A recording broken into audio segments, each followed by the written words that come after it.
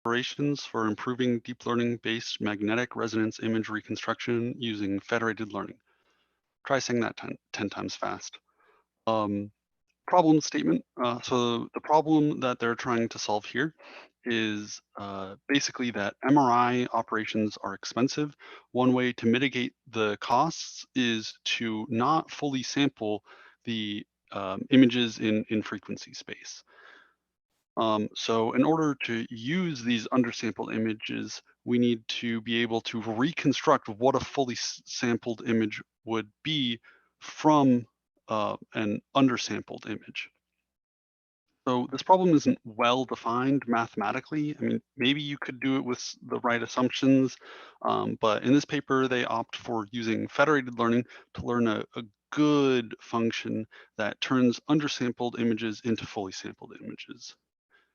Continuing on, for a given fully sampled magnetic resonance image Y, you can calculate an undersampled version via this equation. So here, FD is the downsampled Fourier transform.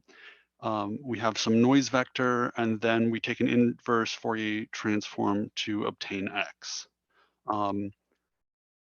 And they are trying to learn some function G of X that takes an undersampled image and produces the most likely Y. Once again, this function is not invertible. When you take the undersampled Fourier transform of Y, you're losing information. But if you consider all Ys that could give you a certain X, most possible, like mathematically possible Ys are obviously wrong. Like if that's what they look like, they wouldn't be breathing in your hospital room. So this model is just trying to guess the most likely Y that could give you that particular X.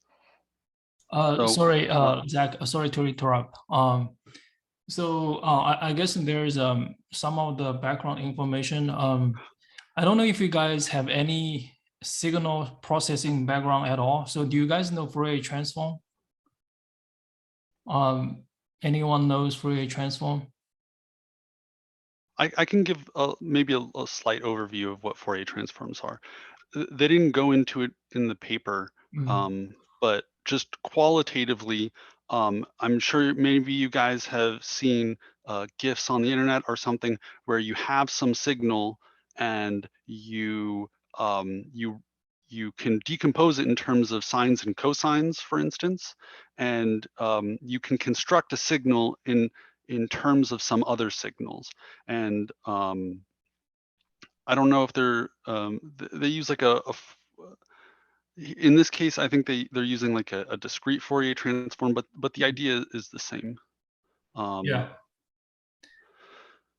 Yeah. Yeah. So I think basically the Fourier transform, right? You have those sinusoidals to do this kind of approximate any of the signals or functions.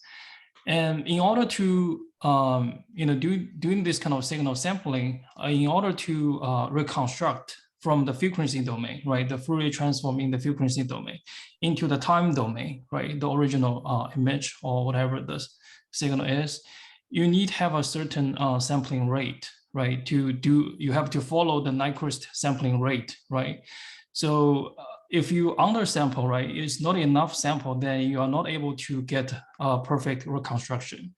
So that's why here, I think you mentioned, right? So the F -1, that's the inverse Fourier transform, right? So if you have an undersampled Fourier transform, then it's going to be violate this kind of Nyquist sampling theorem that you are not able to get a perfect reconstruction in the time space.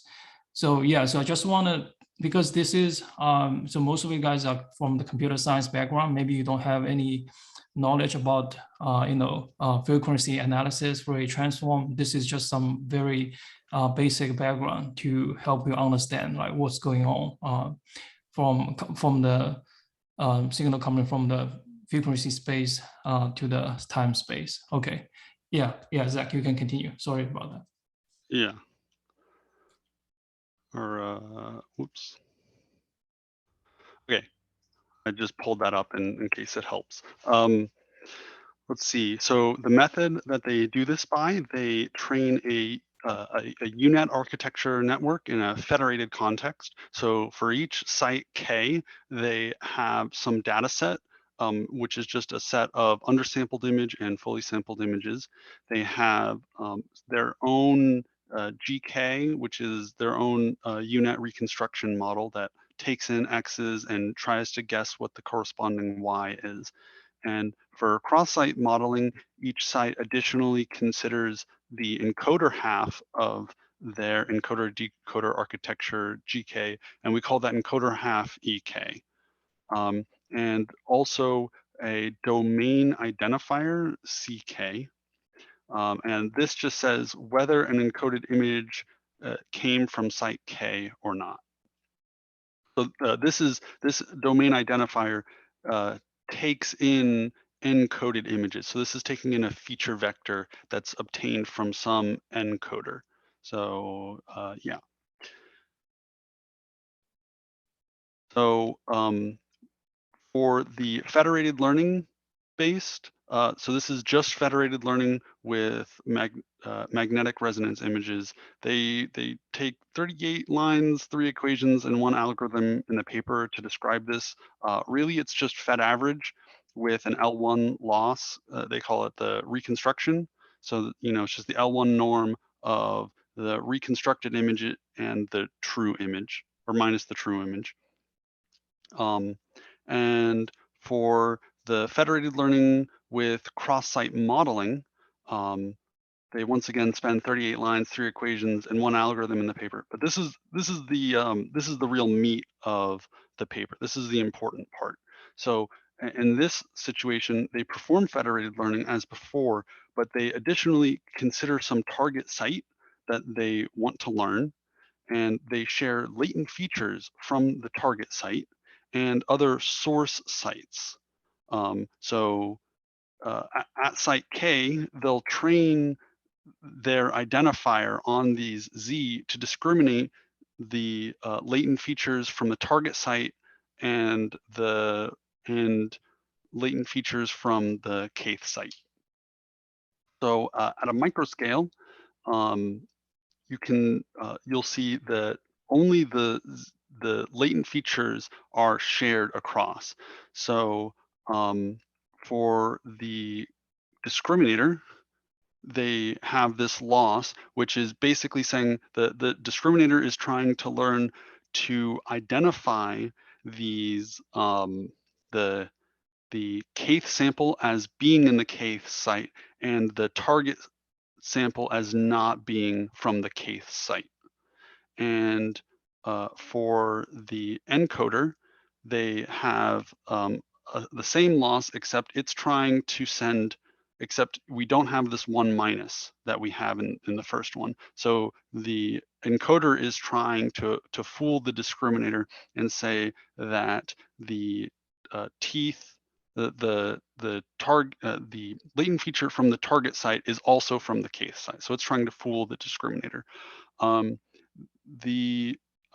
think the way that they've presented it sort of makes sense from that standpoint, but it's a little confusing here, because if you look at these features, so you have some ZSK here and you have ZT, and you're trying to train this encoder. And this encoder is not a function, it is in no way involved in the evaluation of this ZT.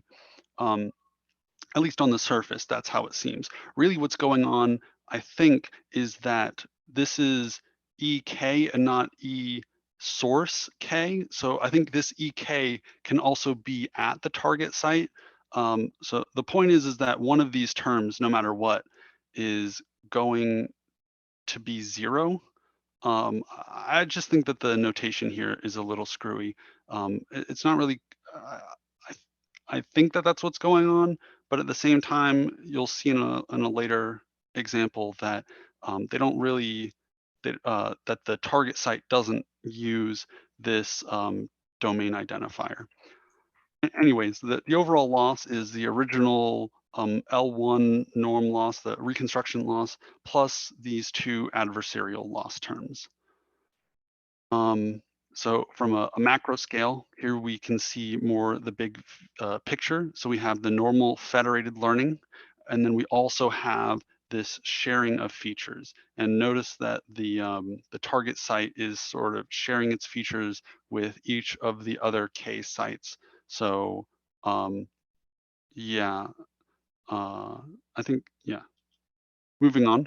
So for the results, they evaluate on these 4 data sets, and they're treating each one of these data sets as a data collection site. Um, and they consider 2 different training scenarios. One is where the test site has no corresponding training set, and really what this is, how they implement this is, so each data set is either used as a train set or a test set. And this is sort of analogous to the situation where you're trying to have a model that performs well on a site that can't afford, quote unquote, to fully sample the data. And the other situation where the test site does have a corresponding training set. So that would be that we're using a given data set's train and test split. So we would train on all 4. We would use the entire training set for most of them, and the one that we're testing on, we would just use their training split. Um, yeah, and they evaluate this with the structural similarity index measure and the peak signal to noise ratio. So for training strategy 1, they've got these 4 scenarios. Each data set, once again, is either a training set or a test set. So each one of these circles, you can think of them as being one of these 4 data sets. The cross performance is sort of a lower bound. This is where you don't share any information at all. So this should be like the worst case. You're not doing federated learning here. And the mix situation is where you cheat. So you use the entire data set, you're sharing information. So once again, you're not doing federated learning, you're cheating. So this is sort of like an upper bound. And for cross model or cross-site modeling, when you're using the federated learning with cross-site modeling, something of note that's not really mentioned is that when you're evaluating, you're obtaining those Z features at the test site. This site doesn't have its own encoder. It's just using the generic global encoder. And here we have the results. For cross sites, they're training on one, evaluating on another. You will notice that for T2 weighted, the self-similarity actually does better in what should be the lower bound than the situation where we have fused. Oh, I actually forgot to mention. So for fused, what they're doing is they are evaluating, or they train their model separately, and then when they evaluate on the test set, they run it through both models and treat them as an ensemble. So you're just averaging the outputs. Okay. So in this situation, the cross does slightly better than what should be the fused, which should be better than the lower bound, but in this case it wasn't. You'll notice that with federated learning, the score is quite improved in general, but that's not really new information. Federated Fed average is a well-known algorithm. What's really impressive is this spread at the bottom. So here we have our upper bound, which is where you cheat, quote unquote. So you're not really doing federated learning. You're looking at all the data, which is not allowed for a lot of medical imaging applications. And you'll notice that they get from 0.89 to 0.91. This is almost like you're really closing this gap. There's almost no difference between the upper bound and federated learning with cross-site modeling, and that goes to all fields. So even though these changes are very tiny, um, you're still jumping a large portion of the way to the upper bound. So don't be deceived by the fact that these scores are really close, because you shouldn't expect to ever reach the upper bound. So the closer you get, the harder each individual improvement is. So for training strategy 2, we consider situations where the test site does have a corresponding training set. It's contributing. So the situations, in the case of a single performance, this is the lower bound. So you're gaining no information from outside. You're just training on one test set and testing on it. And then the mix is once again where you're cheating. You're using all of the data and then testing. This should be in upper bound. And then this is, of course, this is the federated learning, and federated learning with cross-site modeling that what we care about. So yeah, so we actually get to train on the site that we're testing on. So using that data set's train split. So here, once again, we actually get more of that anomalous behavior that I mentioned before. So the self-similarity index measure is actually better in both T1 and T2 for the single. So this should have been the lower bound. But when you use federated learning, the score actually goes down. But when you add in cross-site modeling, the score improves such that it's better than all of the other methods. And once again, it is getting incredibly close to the upper bound, which is not federated learning. This is the upper bound is when you cheat and you use all of the data. Yeah, so my thoughts on this paper, I thought the explanation for adversarial loss seemed lacking, like why they're doing it that way. They're sharing latent vectors, so it seems like that's more data. Of course, it should help. So I mean, I'd like to see as sort of a comparison, what if you just train on latent vectors? And also the notation I thought could use some improvement. That gets into my complaint before about where you have the loss and then one of the terms can't affect, is not a function of the weights of the encoder. So one of the terms, the gradient is 0, so it doesn't really make so much sense. And it seemed like they were doing that to sort of hide the fact that the training scheme is highly asymmetric. You have some special site T, and you're trying to optimize your training for specifically that site, when in reality, you want all sites to do well. Wondered if performance could be improved if each site considers the Z target from all other sites. But I mean, my guess is also that probably not. That wouldn't have helped them, because I mean, that's pretty straightforward. They probably tried it, realized it didn't help, and didn't focus on it. They also don't address their result anomalies, which is important because they're basing their whole they're basing their justification for why their model is good based on this assumption of an upper bound and a lower bound. They say, look, it's much better than the lower bound, and it's really close to the upper bound. And they had instances where that assumption is broken, so they should have at least addressed that. And that's all I have. Any questions? Okay. Thank you, Zach, for the presentation. Before we go to the question, I want to maybe clarify a few things. I think this is a very important topic, as I mentioned in the class, right? So right now, federated learning has been used a lot in various applications. Medical applications, one important area. Federated learning plays a very important role. Because a lot of these medical applications, data privacy is very important. right? Federated learning is a very effective solution that when training a model, you don't have to share the data.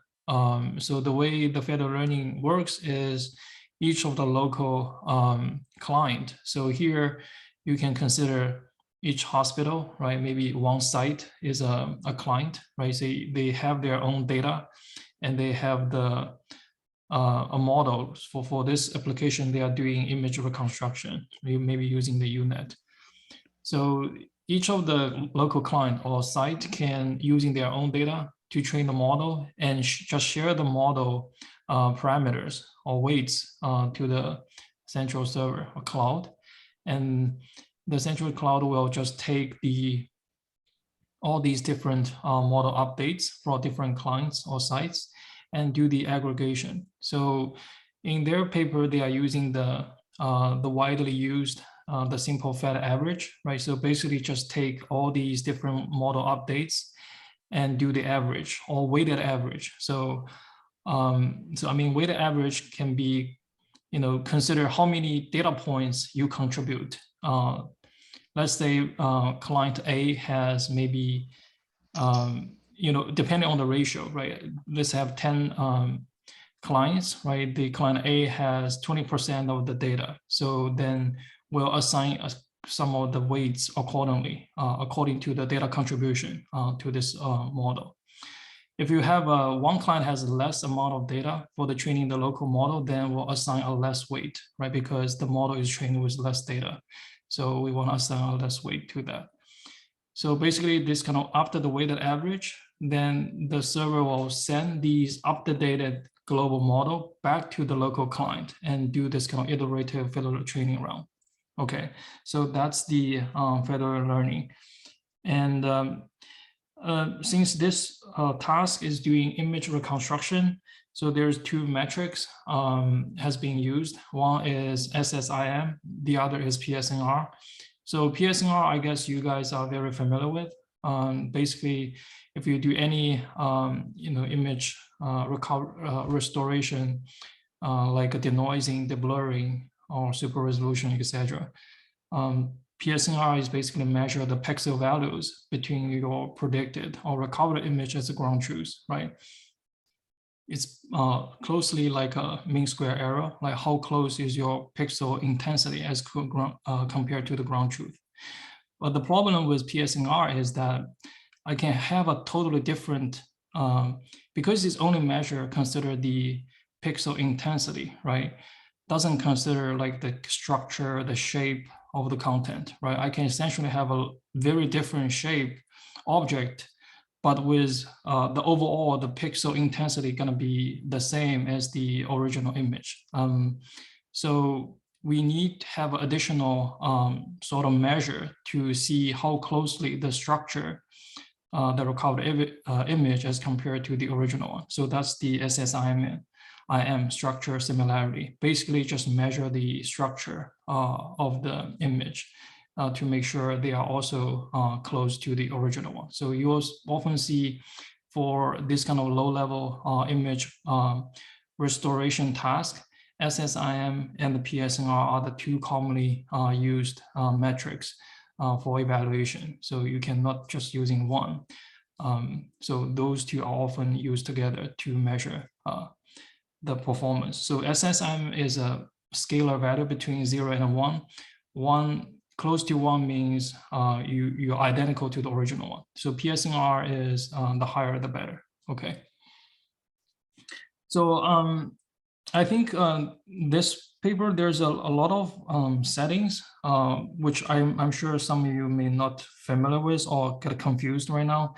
I also don't have a very clear picture what exactly going on. So that, can you go to the slides where you have training strategy 2? Yeah, so here, I think there for the figure B, the first one, the single, right? So the site I, they have the training and the testing data, testing split. Hello, Can you guys still hear me? Yeah. Oh, okay. And on the second one, they were considering other site, right? Because that's what federal learning for, right? You want to consider other clients, other site data, so that your model can learn better, the global model. So the mixed, which is basically centralized training, right? So in the federal learning, we say we cannot share the data, but here they are just trying to have an upper bound, right? In the centralized training setting, you have access to all these data from different clients or sites, right? So you do this kind of centralized training, you can achieve a very good performance. Federal learning, although don't have access to the data, but you still do this kind of model update. But the problem is because of the non-IID data distribution, right? So different data, they distribute differently on different clients. So this kind of decentralized training framework will result in lower performance as compared to this kind of mixed centralized training paradigm. So that's why they consider this mixed centralized training paradigm as the upper bound. So the idea is that hopefully you can come up with some new algorithm for the federal learning, the middle one, is close as possible in terms of performance, to the right, the mixed centralized training strategy. Okay. So I think in this case, I think you guys are able to understand, right? What are the difference between these three different settings? One thing I'm not sure is, Zach, maybe you can explain a little bit. In the beginning, you kind of go through very fast. I couldn't understand, like, what is the source and the target mean? So that's the confusing part. So they have this domain identifier, right? They want to distinguish like target and source domain. So that's, I don't get quite well in the beginning. I had to, that was definitely the biggest point of confusion when I was reading through this originally. So the target site, if you see in these strategies, it's easiest to see here. Each of these site K, site K, site K, site J, the site, they when they train, they know what site they're going to test on, and they treat that as the target site. And so yeah, so there's an asymmetry here. So Okay. and let me So go back to this image. Okay, so we have some target site. Okay, and each of the other sites, it has images, and they each have their own encoder, and they're encoding their vector, and they are trying to discriminate their own vector with the target site's vector. So the target site doesn't have one of these, and so it's basically trying to, they say the justification has something, I forget exactly what they said, aligning a latent space. I didn't quite follow So their justification. okay. Yeah, I didn't read through the details of the paper, but in general, so here you see there's a source site 1, there's a source site k-1. You have a lot of source site, right? You only have like one target site. So as you explained, when they train the model, they eventually gonna test the model, right, on the target site, right? Maybe another different hospital, right, for this kind of MRI image reconstruction, okay? And as we know that different site, because of the, different patient, different conditions of the patient, right? Their MRI image is gonna be different, right? So there's gonna some domain difference in the latent space, right? The feature representation gonna be some dissimilarity, right? Because of the data has some distribution difference, right? So each of the domain are kind of different. So if you think about in the centralized training, right, we have training like let's say ImageNet, right? You have the training data, you also have the testing data, right? And you often see that for the training data, we are able to get like close to maybe 99 or 98% of the training accuracy, right? But when you deploy or test this trained model on the test set, you are not going to get 99% accuracy for the ImageNet, right? If you get 99, then that's a significant breakthrough. So one reason is that there is distribution shift, right? There's some domain gap, right? The testing data may have some differences as the training data, right? So they may collect from different places, and the same semantic class, their images may contain different content, some small differences. So that's why you'll see there's a domain gap. Certainly here, different site, their data is going to have different data distributions, okay? So how do we kind of mitigate this problem, right? So that's why they are using the GAN, right? So they want the feature representation then learned is going to be very close to each other, right? The source and the target. So for the discriminator, you are not able to distinguish from, okay, this is features coming from the source side. This feature is coming from the target side. If the discriminator is not able to distinguish from this, then that means the feature more or less have very close, distribution, right? Because you are not able to distinguish from, target and the source, which means their domain gap is going to be very small. So that's one a very common, usage of GAN to solve this kind of domain adaptation problem, okay, which they also have in this federated learning situation. So yeah, so I think that's probably the way they are trying to do to solve this kind of problem. Okay. Okay, so yeah, I guess so some of the important information I understand better now. So for the student, do you guys have any questions or comments?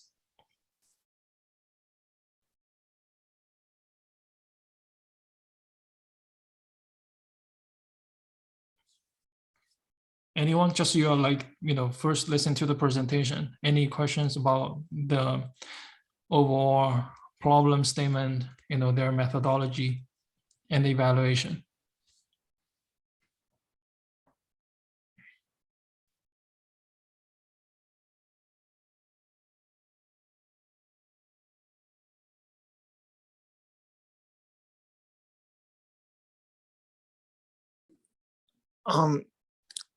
Hello. Yeah, go ahead. Yeah, I'm just I would say that this architecture is pretty complex. I'd probably have to go through the paper a little bit more myself to fully understand it, but I definitely think that federated learning is pretty interesting in general. Mhm. It's just a little bit complicated to fully understand in 20 minutes. There's a lot of things going on here, but I think the person who presented did a very good job to present it. Yeah. Okay. So yeah, I do want you guys to at least understand like what's the overall idea of federated learning and what's going on. So we do spend like a lecture talk about that. So if you guys have any questions about federated learning or GAN in particular for this problem, yeah, you guys can ask the questions. I can also help answer that. So who asked the question before? Can you please say your name? Michael Fielder. Oh, okay. Yeah, thanks, Michael. So do you understand the federated learning in general? The idea is to can you give me a quick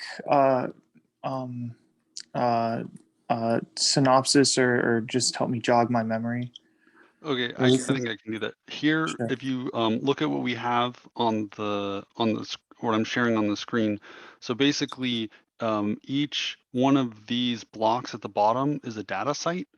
They have data. They are training, and they're obtaining some weights, and after so many epochs, they send it back to a centralized server, which averages all of the weights and distributes that to each site. And then each site once again begins training using those new weights. And and it sort of repeats that: train, average, train, average. And it repeats that until the models converge.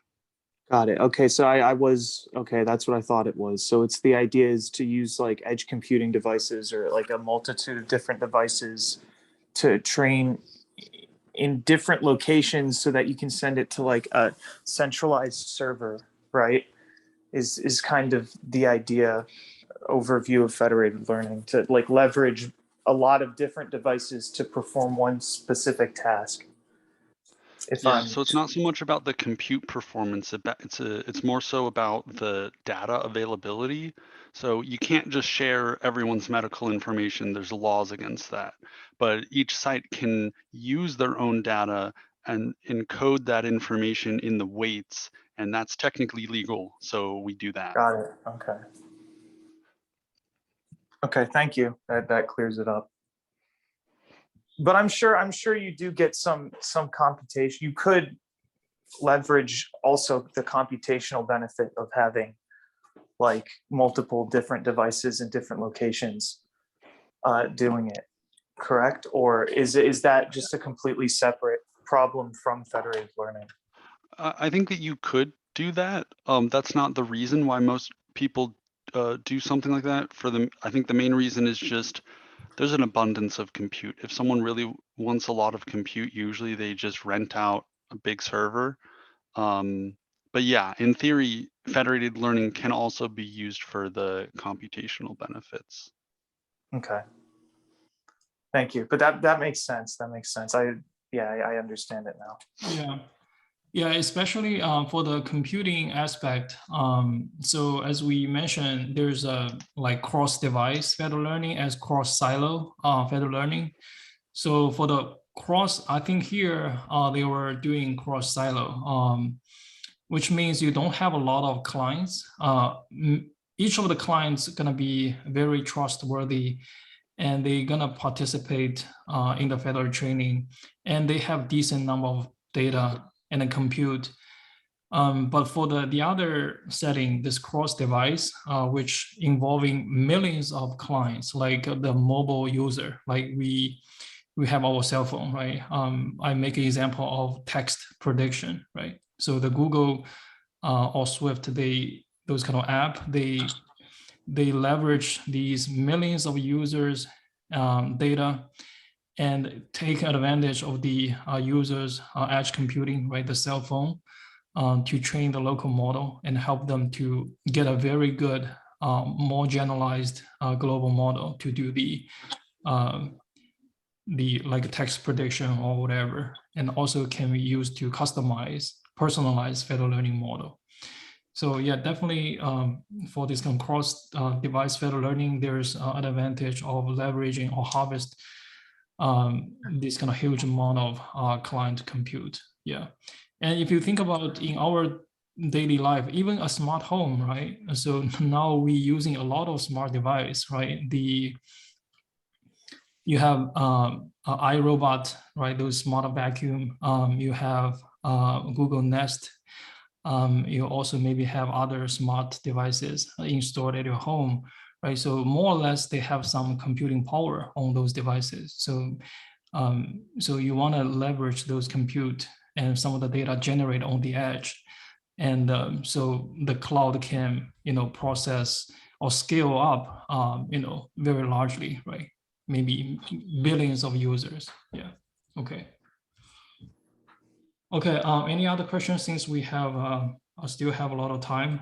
So don't be shy. So I think we are not here to question anyone. So if you have any questions, so we want to have this kind of discussion to help you understand some of the concept.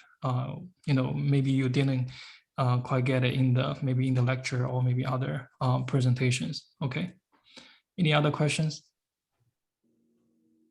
I can ask something. Go ahead. You sure? Okay. I have just kind of like a general question. So, this you mentioned something about GANs. So, I know like GANs it's pretty useful for like image reconstruction, right? Is there like other uses that GANs are particularly efficient at doing? So yeah, maybe I can answer that. Yeah, so GAN can be used for a lot of applications, right? We talk something during the class, right? So we can do image reconstruction, right? It's starting from image generation, right? From the first paper of GAN, right?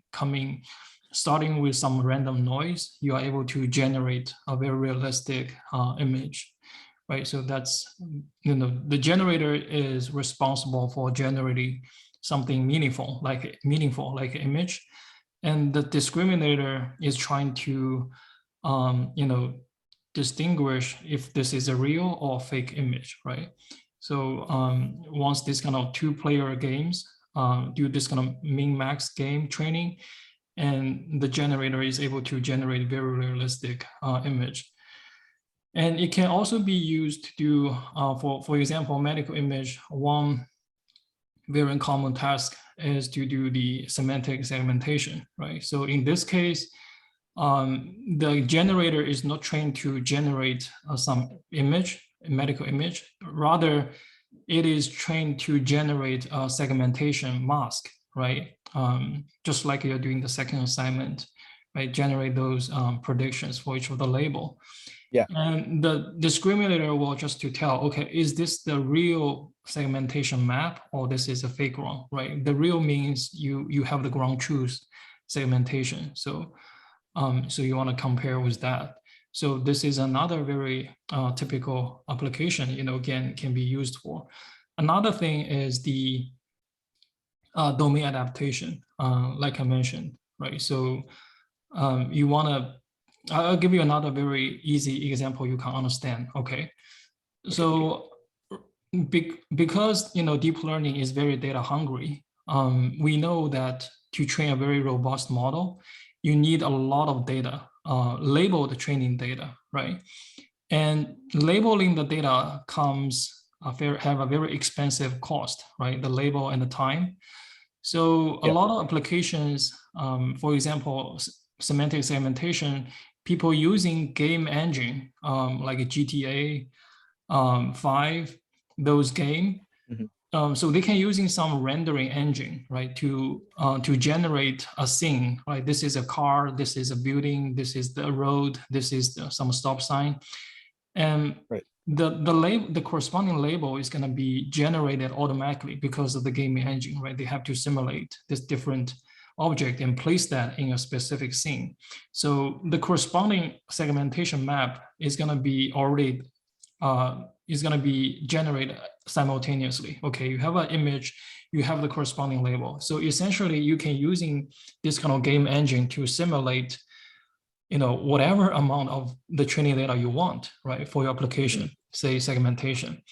But the problem is that when you look at these game generated synthetic data, it's not, although, with this kind of graphic technology advance, right, is becoming more realistic. But still, for a human eye, you can easily tell, right, this is computer generated image, not the real image, right? Although some of the details are very close, but still you can see this is a fake computer generated. So if the model is only trained on this kind of synthetic data, and you take that model directly test on your real like an image, like a driving video to do the segmentation, there's going to be some domain gap, right? The model only sees these synthetic data.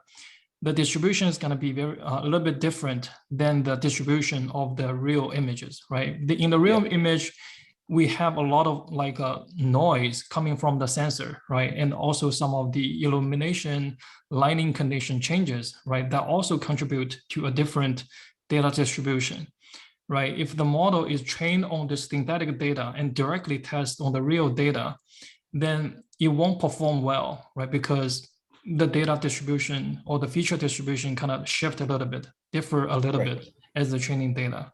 So here the GAN can be very handy. You can train a GAN, right?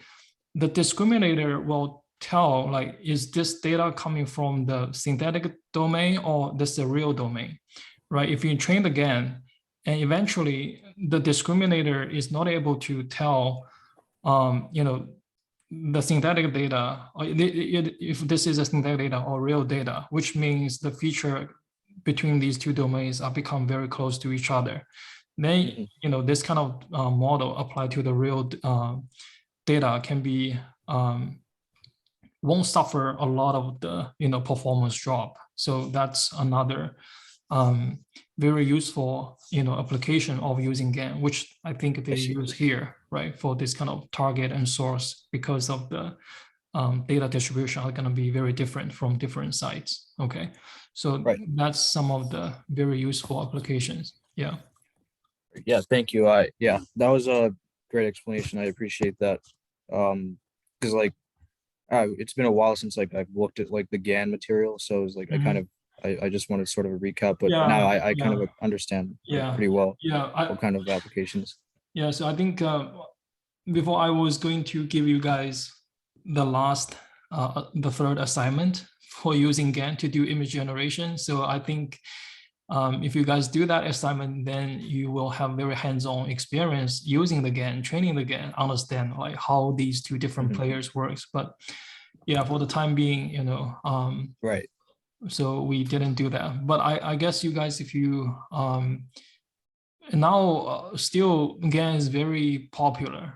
People are still using GAN to trying to generate 4K high definition images and videos, right? You can using GAN to restore some of the old pictures, old movies, right? Maybe from the 90s, 50s or 70s, black and white. You can do some coloring and generate, do some interpolation.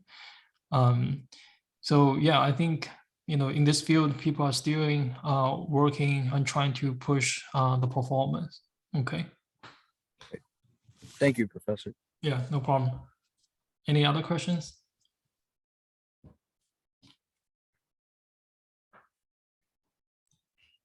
So GANs, at least as I understand it, normally generate things from noise, right? So how is that being used in this paper? Yeah, you don't have to using always coming from the noise, right? Like from as we talk about in the class, right? If you talk about conditional GAN, right? You are not just taking the noise. You can take a template, right? We talk about like sketch to image, right? You can take the sketch as the input and generate a realistic image. So here we can take the feature, right? You generate,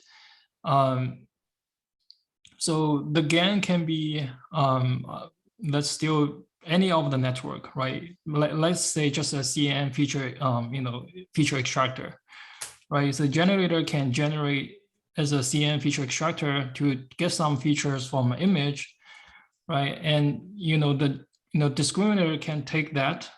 Let's say you have a real, real image. Then you also have a synthetic image, like I mentioned, right? Game simulated engine simulated image, and the generator is just a CNN, any of the CNN network, and do the feature extraction. So that's basically the generator's task. So then you have the discriminator, right? Can take the feature either from the real features extract from the real image or the feature extracted from the synthetic image, and trying to tell, right? Is this from real synthetic or real, right? Just binary classification, right? 0 or 1, right? Just like real or fake. Right, so you don't have to, always coming from the noise. So you can essentially feed anything to the discriminator and just specify, cost function, right? Well, what is the task for this discriminator? Okay, so here it's the same, right? You can feed the features, from different domains, source or target, and ask the discriminator to tell you, okay, is it coming from the source or, it coming from the target domain? Okay, so that makes sense. Yeah. Okay, so then in this problem, so sorry, this might be naive, but is this a segmentation problem for this paper that it's trying to solve? No, this is the reconstruction. Oh, okay, never mind. That makes a lot more Yeah, sense then. yeah, okay. Yeah, but like I mentioned, in general, you don't have to always come in using the random noise. So you can essentially feed anything to the discriminator. You just have to specify a particular task for the discriminator. The same for the generator as well, right? So now people can feeding the text to the generator and using the text to generate an image, right? Let's say there's a bird on a tree, a red bird, maybe with a yellow cheek, right, and sitting on a or whatever tree that is, and take the text, and the generator can generate an image, right? Then you can ask the discriminator to tell if it's a real or fake, right? So there's a lot of flexibility you can use to come up with apply it to different applications. Okay. I did know that I know that like the conditional thing with GANs, so you don't always have to use pure random noise. I didn't realize that you could use like a whole image though. That's new. Yeah. So for the GAN, so I think for the last assignment, what I'm going to ask you to do, guys, to do is take the CT scan and generate the corresponding MRI, right? So in this case, you're not only taking random noise.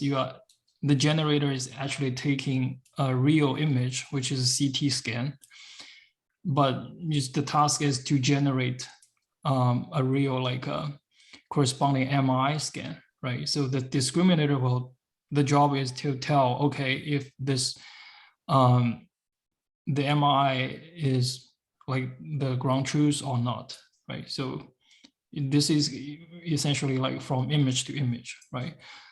We talk about cycle GAN, right, in the class.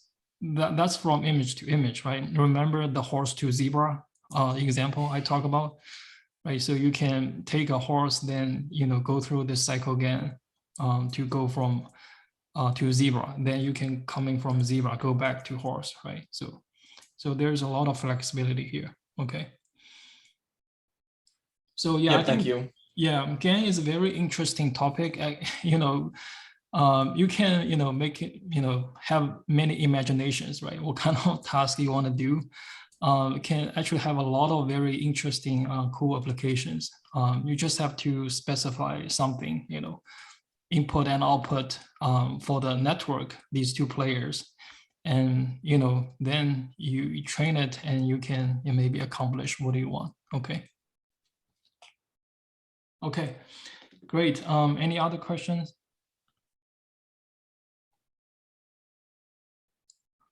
Okay. All right. So yeah, I think since today we have only one presentation, that's why we have a lot of time to discuss. But thank you, Zach, again for the presentation.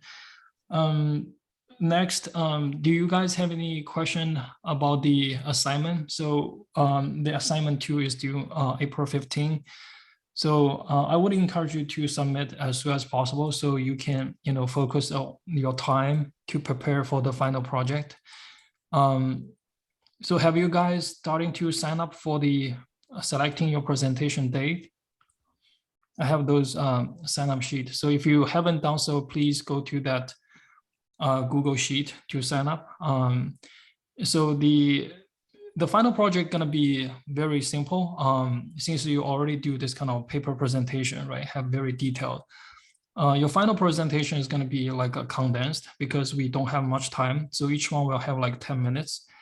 So basically just talk about the problem statement you have and the method you are using to accomplish this task and whatever the progress you have so far. Like I mentioned in the email, I won't grade based on like the completeness of your assignment. I understand like we still have a couple of weeks to finish, so I'm not going to grade that based on how much you still left. So, but I do want to know like what do you have so far and what is remaining to be done. Okay, so that's basically I want to see in that presentation, and I think that's pretty much gonna it. So any other questions? Yeah. Can you hear me, Professor? Yeah, So I had a question about the milestone report. yeah. So for example, if I had like 4 tasks to do, 4 training tasks, Yeah, would it be all right for the milestone if it included like the initial results of 2 of those tasks? yeah, that's fine. So for the milestone, like I mentioned, you can put whatever you want. So I just want to see what is the progress so far.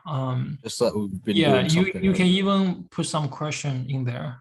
If you don't understand, you have some doubt, or if you're not sure, I can give you some suggestions. Okay, but basically you can put the things you want to present there. At least I know where you are. Are you progressed? You know, to the Okay. right direction? I give you some suggestions. Yeah, Sure. All right. Thank you. yeah, no problem. Other questions? Professor, Yes. actually, I was trying to register for the final project presentation schedule. So on that 28th April, the slot 5, I put my name in. First of all, it was blank, and now when I put my name in, my name is like there is a strike through my name. Is that anything I have to be concerned of? I didn't change anything. So what do you mean? Like you cannot select that particular slot? Yeah, but there is a strike through my Oh, name. I don't know. I can't check that. Yeah, let me check that. And So just for sake of just for letting you know that I selected slot 5 for 20th April. let me look here right now. Actually, what do you mean by that?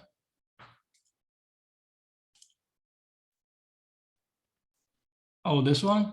Yeah. Yeah. This one, because we have 19 students, right? Mhm. And I think now we only have 18. Yeah, still 19. Yeah, the last one, yeah, it's just why wait like 10 minutes here for the, so that's why I put the last one. Oh, okay. Yeah, I can remove that. So in this case, gonna be one day only have 4 students. I was thought maybe just last day have 4 students. Okay, so you guys prefer to do at the last. Okay, that's fine. Mhm. Okay, so yeah, this should be fine. Okay. Yeah. Okay, all right. Okay. Thank you. Okay, anything else? No, Professor, not from my Okay. side. Okay. All right, so if not, I guess you get 15 minutes back. So we'll have, I think we'll have the last student presentation on Thursday. Okay. Yes, Professor. That's me who Okay. will be presenting. Yeah. Okay, great. Okay, all right, thank you guys. We're gonna stop here and I'll talk to you on Thursday. Okay, bye everyone.